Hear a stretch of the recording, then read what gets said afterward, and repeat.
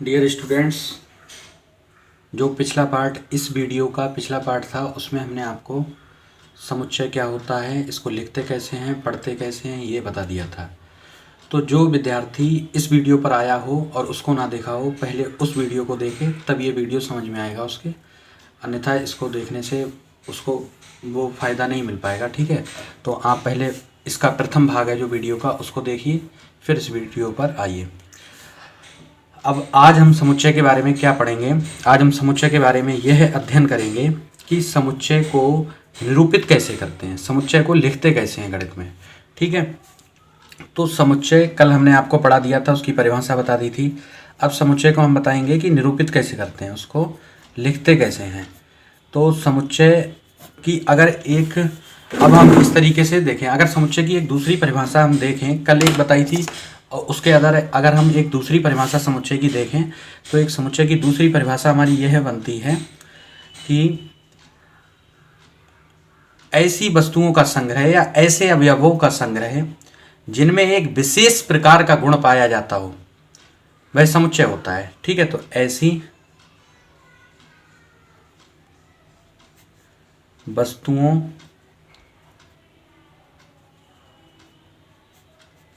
या अवयवों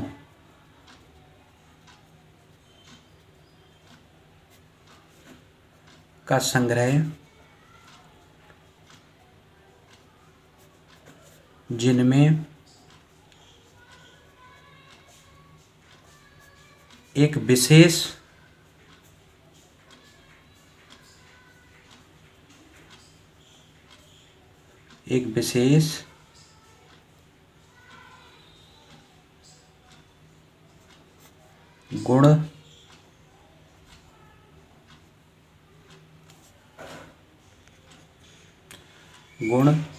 पाया जाता हो,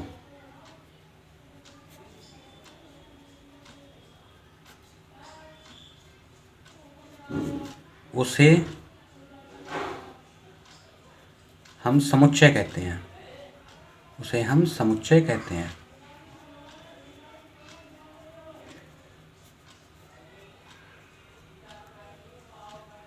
ठीक है स्टूडेंट्स, तो ये एक उसकी दूसरी परिभाषा हो गई। ठीक है, ऐसी वस्तुओं या अवयवों का संग्रह जिनमें एक विशेष गुण पाया जाता हो, मतलब जितने अवयव हैं उन सब में एक विशेष गुण पाया जाता हो संग्रह में, उसे हम समुच्चय कहते हैं। ठीक है, अब हम इसको निरूपित करने की विधियां पढ़ेंगे। तो समुच्चय का निरूपण कैसे करते हैं? समुच्चय का निरूपण,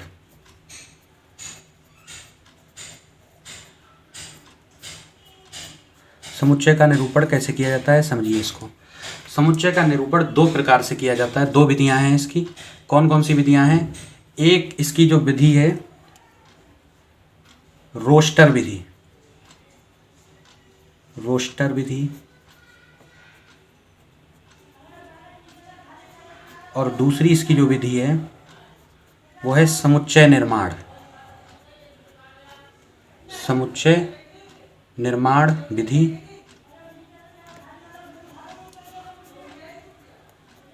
समुच्चय निर्माण विधि या गुण विधि मतलब जिसमें गुण बताया गया हो, समुच्चय निर्माण विधि या गुण विधि।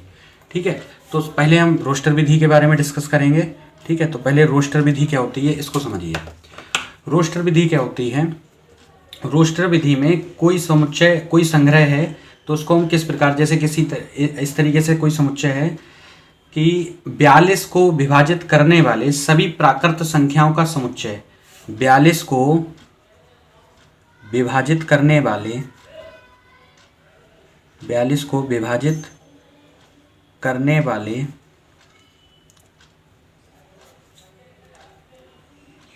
सभी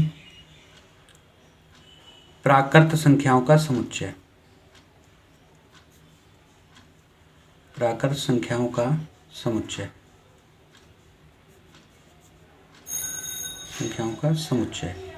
तो स्टूडेंट्स हम इसको देखो रोस्टर विधि में कैसे निरूपित करेंगे। 42 को विभाजित करने वाली प्राकृत संख्या कौन कौन सी होती हैं? तो स्टार्टिंग से देखिए, सबसे पहले हमारा 42 1 से कटता है। ठीक है, 2 से कटता है, 3 से कटता है, 1 से कटता है, 2 से कटता है, 3 से कटता है, इसके बाद 6 से कटता है, 7 से नहीं कटता है, 6 से कटता है, 4 से नहीं कटता है, सही है। फिर इसके बाद 6 7 से कटता है, फिर 14 से कटता है, फिर 21 से कटता है और 42 खुद से कटता है। ठीक है स्टूडेंट्स, तो इतने हमारी संख्याएं हैं। अब इसको हम प्रदर्शित, ठीक है स्टूडेंट्स, तो हमारी ये संख्याएं हैं जिनसे 42 ऐसी प्राकृत संख्याएं हैं जो 42 को विभाजित करती हैं पूरा पूरा। तो हम इसको रोस्टर विधि में कैसे लिखेंगे, तो इनको एक हम मझले कोष्टक में बंद कर देते हैं। ये रोस्टर विधि है। सबसे पहले इसको हम एक मझले कोष्टक में बंद कर देते हैं और इनको पृथक करने के लिए, अलग अलग करने के लिए इसमें हम अर्धविराम का प्रयोग करते हैं इस तरीके से। ठीक है स्टूडेंट्स, ये अर्धविराम कॉमा बोलते हैं इसको, ठीक है, अर्धविराम या कॉमा। तो रोस्टर विधि को प्रयोग करने के लिए हम जो हमें समुच्चय बनाना होता है उसके अवयवों को लिखते हैं अंदर, मझले कोष्टक के अंदर उसके अवयवों को लिखते हैं और उनको पृथक करने के लिए उनके बीच में हम अर्धविराम का प्रयोग करते हैं। ठीक है स्टूडेंट्स, तो अब हम आगे बढ़ते हैं। अब हमारा आता है ये समझ गए रोस्टर विधि किस तरीके की होती है। अब आता है समुच्चय निर्माण या गुण विधि। समुच्चय निर्माण या गुण विधि क्या होती है, इसमें हमें समुच्चय निर्माण या गुण, उसमें गुण पहचानना होता है कौन सा गुण है। अब जैसे हमें देखना है कि हमारा यह समुच्चय दिया हुआ है, रोस्टर विधि में कोई समुच्चय इस तरीके से दिया है, ये रोस्टर विधि में हमें कोई समुच्चय दिया हुआ है ए ई आई ओ और यू। तो इसको हम समुच्चय निर्माण या गुण विधि में कैसे लिखेंगे, देखिए इसको हम इस तरीके से लिखते हैं कि वॉवेल है तो इसको हम कैपिटल लेटर से, हमने कल ही बताया था कि बड़े अक्षर से प्रदर्शित करते हैं। तो बी बराबर ए ई आई ओ यू को कैसे लिखेंगे हम देखते हैं समुच्चय निर्माण या गुण विधि में। तो इसका गुण पहचानो, इसमें कौन सा गुण है, इसमें गुण कौन सा है हम ऐसे ही देख के बता सकते हैं कि ये जितने भी अक्षर हैं ये सभी अक्षर अंग्रेजी वर्णमाला के स्वर हैं। तो हम यहाँ पर क्या करेंगे, एक्स लाते हैं। एक्स क्या है, एक्स इन अवयवों को प्रदर्शित करने का एक माध्यम है, मतलब इन अक्षरों को प्रदर्शित करने के लिए सहायता ली गई है एक्स की। एक्स की जगह हम कुछ भी ले सकते हैं, वाई ले सकते हैं, जेड ले सकते हैं, कोई भी अल्फाबेट ले सकते हैं। ठीक है, तो हमने यहाँ एक्स से एक माध्यम ले लिया है जिनसे ये अवयवों को प्रदर्शित कर पाएँ। तो एक्स, फिर यहाँ पर हम कॉलन लगाते हैं, ये कॉलन का चिन्ह है। इसके बाद हम इसका जो गुण है वो लिखते हैं। तो एक्स है जो, वो क्या है, यहाँ पर एक्स कोई भी अवयव से उठा लो वो है, मतलब एक्स एक अवयव है। तो एक्स जो अवयव है, कोई सा भी अवयव है, तो किसी एक अवयव का कोई गुण लिख दो।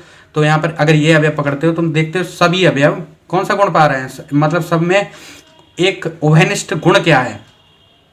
तो उभयनिष्ठ गुण यह है कि ये सभी अवयव अंग्रेजी वर्णमाला के स्वर हैं। तो हम लिख देंगे एक्स एक अंग्रेजी वर्णमाला का स्वर है, एक्स एक अंग्रेजी वर्णमाला का स्वर है। क्लियर, बस ये हमारी जो विधि है समुच्चय निर्माण की विधि या गुण विधि, इसमें मतलब गुण बताया जाता है। अवयव को एक्स की तरह लिखते हैं और वो एक्स में गुण क्या है, तो एक्स एक अंग्रेजी वर्णमाला का अक्षर है, बस उसके आगे ये अंग्रेजी वर्णमाला का स्वर है, सॉरी अक्षर नहीं स्वर है, क्योंकि उसमें स्वर हैं ये सब। ठीक है, तो ये, और इसको मझले कोष्टक के अंदर पूरा ये बंद कर देते हैं।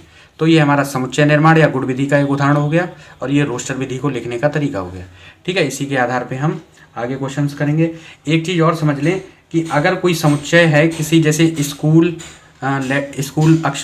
नाम का स्कूल है, एक शब्द स्कूल है SCHOOL, तो अगर हमें इसके अक्षरों का हमें समुच्चय बनाना है तो हम किस तरीके से बनाएंगे, इस तरीके से बनाएंगे समुच्चय। किस तरीके से, एस आ गया यहाँ, सी आ गया यहाँ, एच आ गया यहाँ, ओ आ गया यहाँ, एल आ गया यहाँ।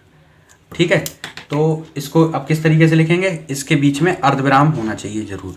ठीक है, अन्यथा हमारा क्वेश्चन गलत हो जाएगा। मतलब इसमें क्या ध्यान रखना है कि अगर किसी शब्द में कहीं भी कोई अक्षर दोबारा आ रहा है, बार बार पुनरावृत्ति हो रही है, तो उसका समुच्चय बनाते वक्त उसमें हमें पुनरावृत्ति उसकी नहीं करनी है। देखो यहाँ ओ 2 बार था, यहाँ हमें 1 बार लेना है, सिर्फ 1 बार काउंट होगा।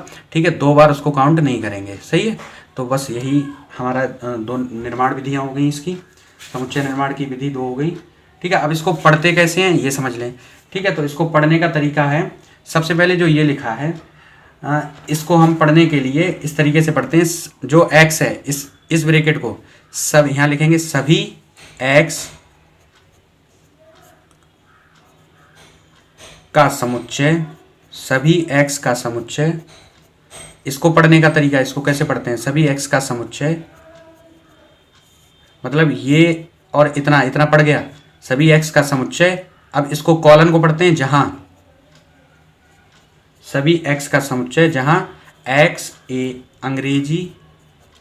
अंग्रेजी वर्णमाला का स्वर है, वर्णमाला का एक स्वर है, माला का एक स्वर है। ठीक है स्टूडेंट्स, इतना तैयार करें, फिर इस वीडियो के बाद हमारी अभ्यास शुरू होगी पहली। ठीक है, करके देखिए, जो क्वेश्चन नहीं आते हैं वो आपको क्लियर हो जाएंगे इसके बाद जो वीडियो आएगा। ठीक है, तो ये हमारी दो विधियां हो गई, एक रोस्टर विधि और एक हमारी समुच्चय निर्माण या गुण विधि हो गई। ठीक है, थैंक यू।